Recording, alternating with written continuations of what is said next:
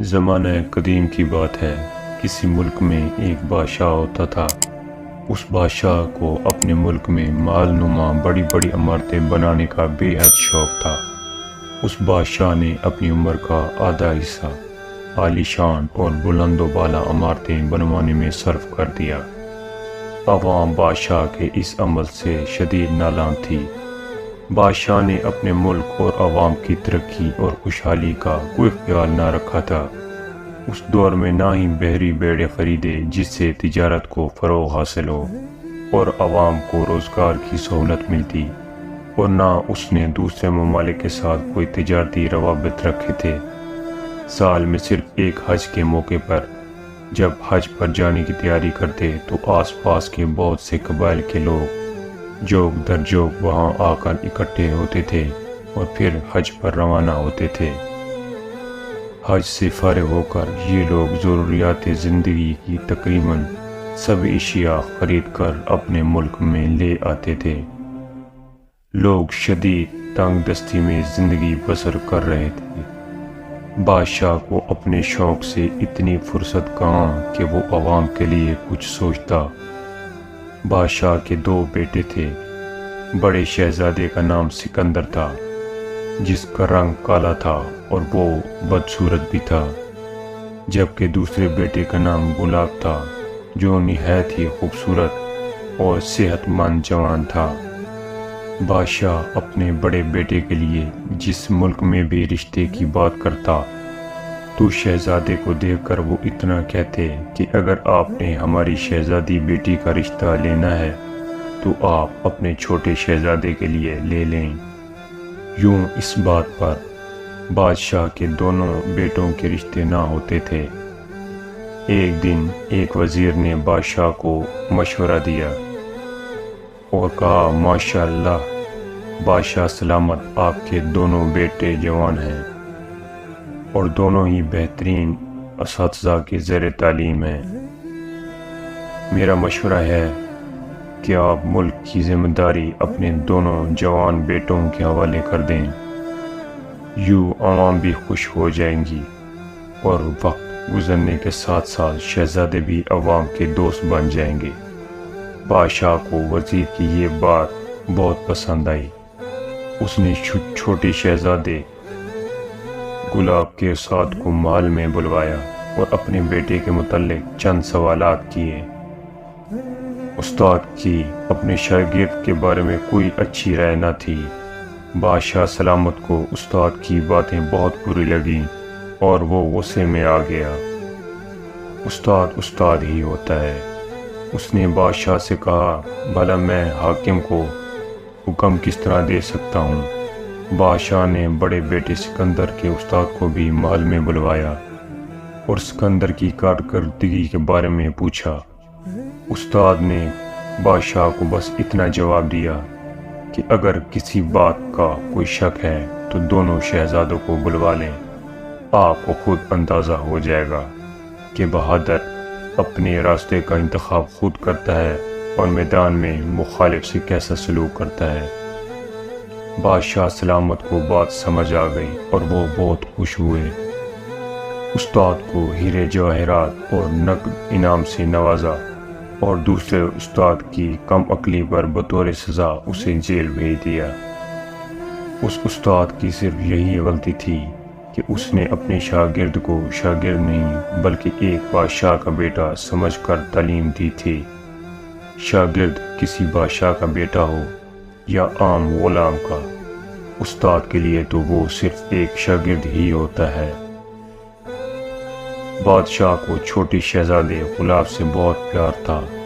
استاد کی باتوں سے بادشاہ کو اس بات کا ادراک ہو چکا تھا کہ گلاب کو نظام حکومت سمجھنے میں ابھی بہت وقت درکار ہوگا، جبکہ سکندر میں خوب فہم و فراست ہے۔ بادشاہ نے انتظامی حوالے سے اپنے ملک کو 3 حصوں میں تقسیم کر دیا۔ وسطی حصہ، جس میں پھل پھول، اناج کی فصلیں اور سرسبز و شاداب درخت عام تھے، اپنے پاس رکھا اور مشرق و مغرب کا نظام اپنے دونوں بیٹوں کے حوالے کر دیا۔ اپنے حصے کا نظام حکومت چلانے کے لیے چھوٹے شہزادہ غلام کو بہت سے دنا وزیر، بہترین سپاہی اور سینکڑوں غلام دیے تاکہ وہ آسانی سے نظام چلا سکے اور اسے کسی قسم کی مشکلات کا سامنا نہ کرنا پڑے۔ جو حصہ بادشاہ نے شہزادہ غلام کے حوالے کیا اس میں باغات میووں سے بھرے پڑے تھے، کھیت بھی فصلوں سے بھرپور تھے، اور شہزادہ سکندر کو جس حصے کو حکمران بنایا وہاں کی زمین بنجر اور پتھریلی تھی، نہ باغات تھے اور نہ ہی درخت، یہاں صرف برسات کے دنوں میں فصل اگتی تھی۔ بادشاہ نے بڑے بیٹے سکندر کو جو وزیر، سپاہی اور غلام دیے تھے وہ بھی زیادہ عمر کے اور کمزور تھے، مگر شہزادہ سکندر نے اس بات کی ذرا بھی پرواہ نہ کی، کیونکہ اس کو اپنے استاد کی طرف سے بہترین تعلیم کے ساتھ ساتھ بہادری اور شجاعت بھی ملی تھی۔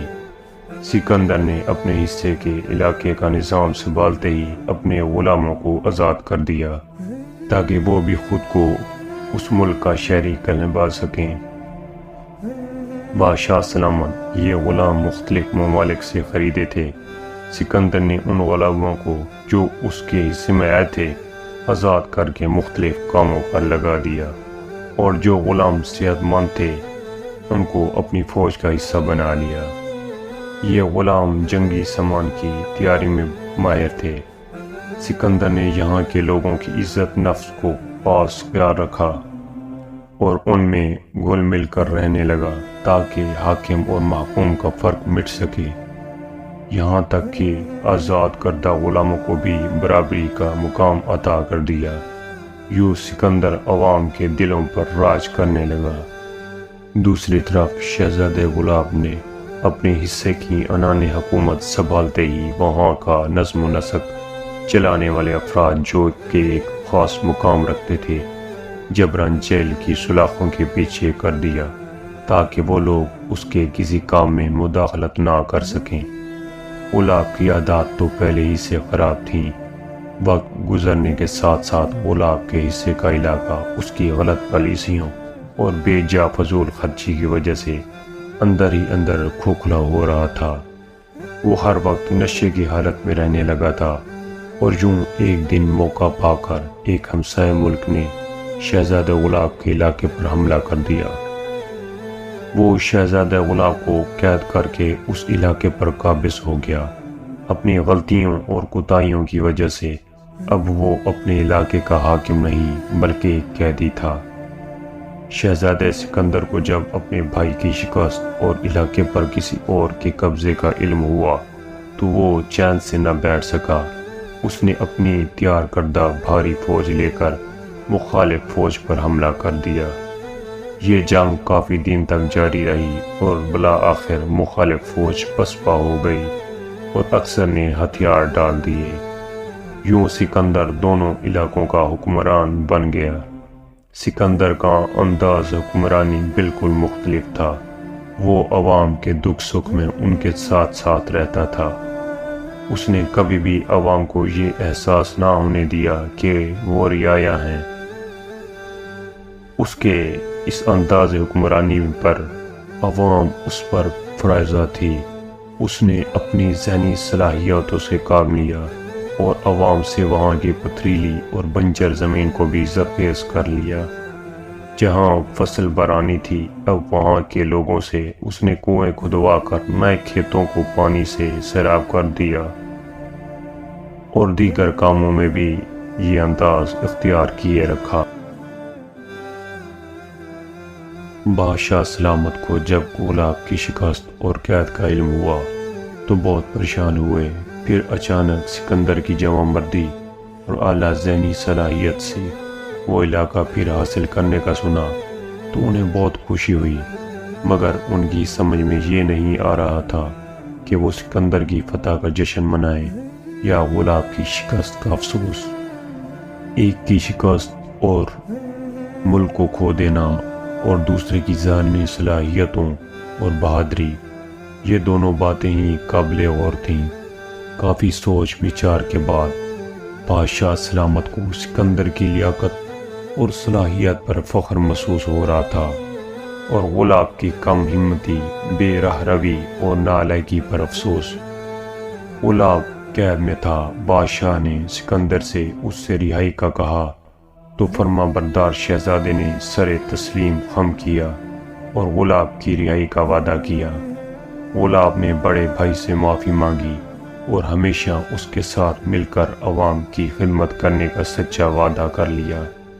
بادشاہ سلامت نے اب حکمرانی کا فرائضہ مکمل طور پر شہزادہ سکندر کے حوالے کرنے کا سوچ لیا۔ بادشاہ سلامت نے کئی ممالک کے بادشاہوں کو ایک مقررہ دن اپنے ہاں شاہی محل میں دعوت نامے ارسال کر کے مدعو کیا۔ اس روز بادشاہ سلامت نے اپنے خاص پروگرام کا اعلان کرنا تھا۔ شاہی محل تقریباً مہمانان گرامی سے بھر چکا تھا۔ دوسرے ممالک کے بادشاہ اپنی اپنی نشستوں پر براجمان تھے۔ ایک پڑوسی ملک کے بادشاہ نے بادشاہ سلامت کے پاس آ کر کہا کہ شہزادہ سکندر انتہائی بردبار، نیک سیرت اور تعمیر و ترقی کے ذہنی صلاحیتوں سے مالا مال ہیں۔ میں اپنی شہزادی بیٹی کے لیے سکندر کا رشتہ چاہتا ہوں۔ بادشاہ سلامت نے جواب دیا، بس کچھ دیر انتظار کریں۔ تھوڑی دیر بعد بادشاہ سلامت یوں مخاطب ہوئے، معزز مہمانان گرامی، آج میں بہت خوشی سے اس بات کا اعلان کرتا ہوں کہ شہزادہ سکندر بہت ہی ذہین اور ملک و عوام کی بہتری کے لیے بہترین منصوبہ ساز ہیں۔